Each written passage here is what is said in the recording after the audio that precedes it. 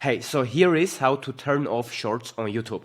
And not only I'm going to show you how to turn off the shorts on YouTube, but as you can see, I can even hide the comments on the videos. I can hide the recommendations, or I can have them, but I can blur the thumbnails, right? Or show the thumbnails. I can basically do anything I want with YouTube and customize it with my own for my own experience, right? So how it works, it's very simple. You need to download this free extension called Undistracted, right? And I will leave the link in the pinned comment, so you guys can just click it, or you can just go and search Undistracted and find it. Then once you download it on your browser, right, what you can do is you go here, click on it, and then you can choose YouTube and click Hide Shorts, right? And as you can see, here is the Shorts bar, and when I click hide shorts, it disappears, right?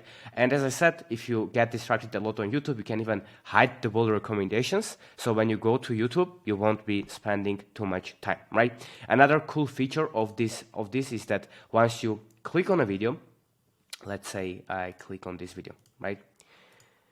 Once you click on a video, what you can do, you can hide the up next suggestions, right? Or the suggested tab. For example, here, hide up next suggestions.